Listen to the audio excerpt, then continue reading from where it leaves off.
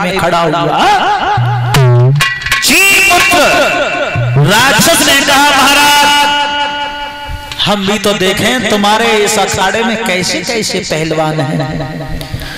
और सुनो महाराज, या तो अखाड़े में जो भी पहलवान हैं उनसे कहो कि वो हमसे लड़ जाए, और पहलवान न लड़े तो महाराज तुम खड़े हो जाओ।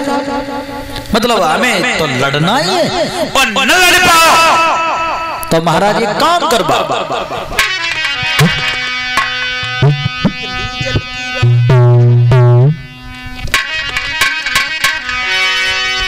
जवाब दिया महाराज,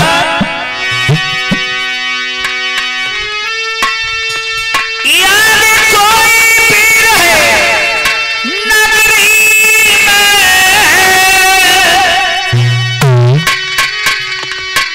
उससे हमें लड़ा दीजिए।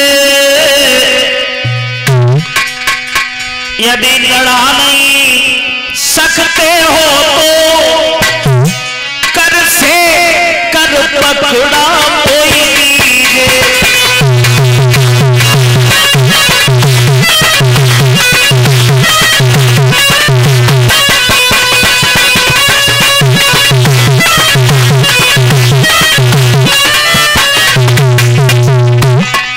ये कहा महाराज अगर कोई तुम्हारे दरबार में ना हो तो नगर में हो, नगर में ना हो तो तुम्हारे राज में, जहां तक तुम्हारा अधिकार है, अगर कोई बहादुर है, कोई योद्धा है, कोई पहलवान है, हमें लड़वाओ। और किसी से न लड़ा सको तो खुद लड़ बैठाने जाओ, और जाओ काम न कर पाओ महाराज।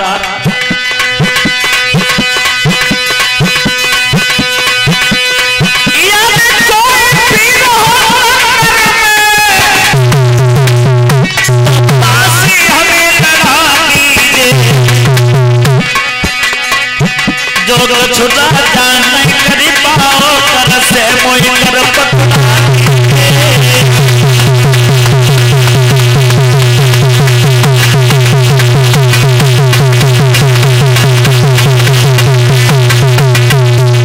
ये कहा महाराज या तो लड़ा दीजिए किसी से, और न लड़ा पाओ तो खुद लड़ जाओ, और ये भी न कर पाओ तो हमें कर चाहिए। कर एक बती महाराज कर का मतलब तो जानते हैं, मतलब जबरदस्ती, जेब में रुपया हो चाहे न हो, हमें कर चाहिए। कमल नैन महाराज जी मूत्र की ओर निहारते हैं। एक बार निहार करके नजर नीचे झुक गई। जितने अखाड़े में पहलवान थे सबकी नजर नीचे झुक गई।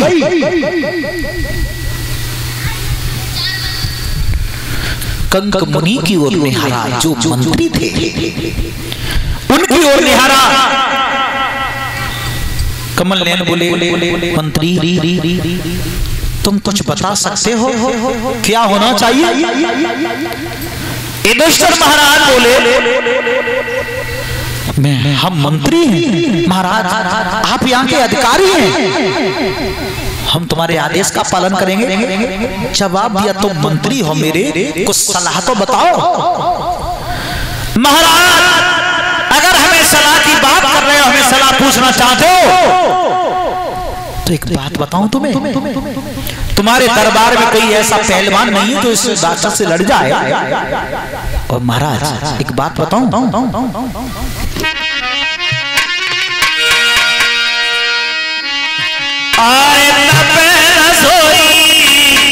आंगन में तुम बातों यहाँ बुलवा लीजिए।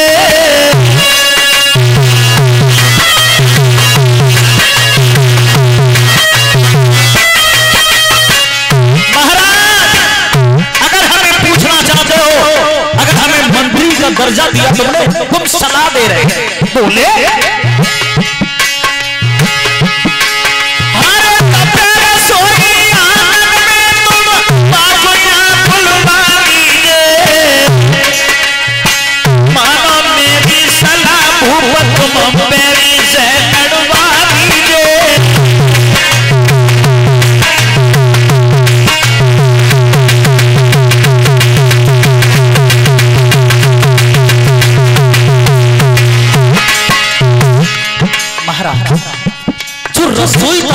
तुम्हारे आंगन में बल्लभ, उससे बुला लीजिए।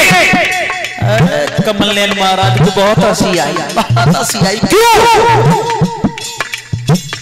मेरी समझ में ये नहीं आ रहा है कि तुम ये दुष्टर के यहाँ नौकरी कैसे करते रहे। ये दुष्टर जैसे राजा ने तुम्हें मंत्री पद पर रख कैसे दिया? उन्हीं के चक्कर में भूला हमसे बन गई जो तुम्हें मंत्री बनाया। क्या कह रहे हो? बल्लभ को बुलाया जाए? अरे तुम किसका नाम ले रहे हो? कितने दरबार में पहलवान हैं, कैसे कैसे योद्धा हैं, इस राक्षस की वजह से गर्दन नीचे किए बैठे हैं, और तुमने नाम लेकर रसोइया का लिया।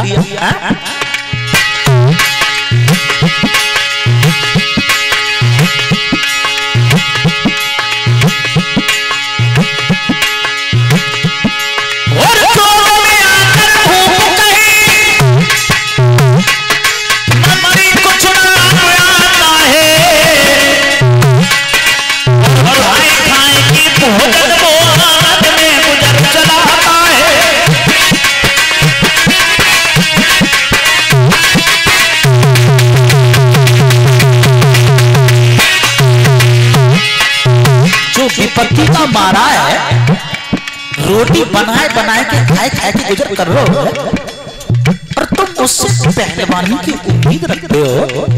अरे कैसे मंत्री हो लोग? कंक मुनि ने फिर हाथ जोड़े और कहा महाराज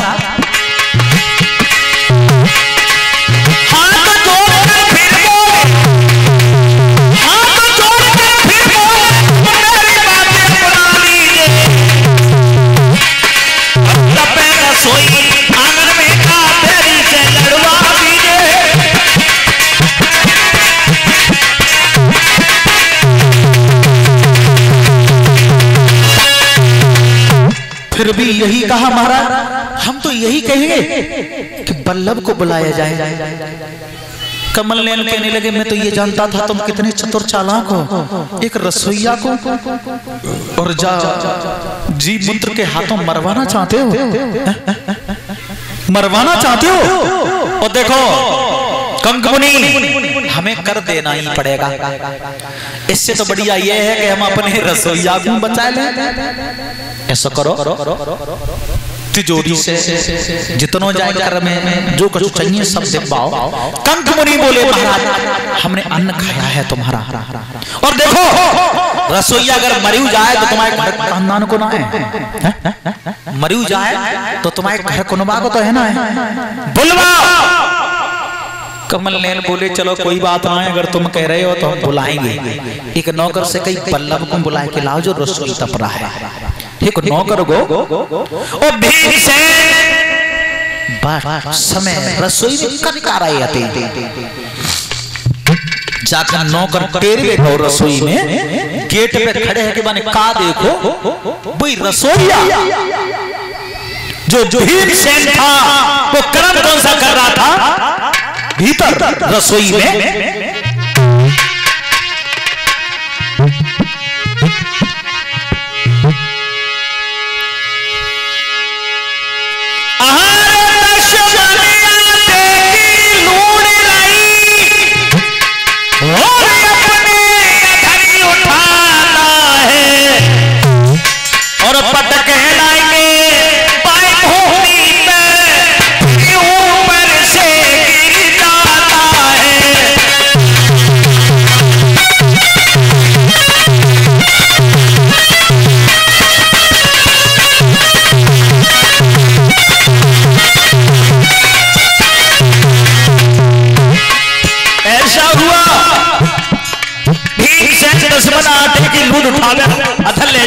ऊपर से पट के शरीर के बल से आटे को मार रहा है के लिए भोजन बनाने के लिए, और नौकर द्वार पर खड़ो खड़ो देख रहे हो पौधे रह गए, और भीमसेन के शरीर से पसीना छूट रहा है।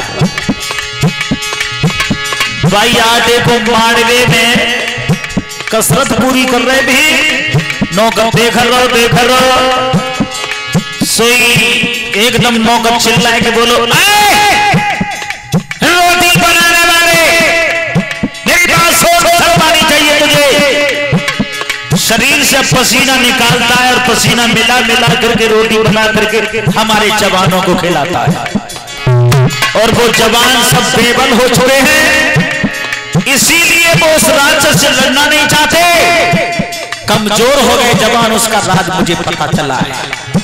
भीम ने कही आवाज सुन के निकट ठाडो तब गई है वे पसीना की रोटी खाए खाए के सब जवान कमजोर रह गए। तो सोच इतने नौकर से कई उंगलियां करके इतने और बोलो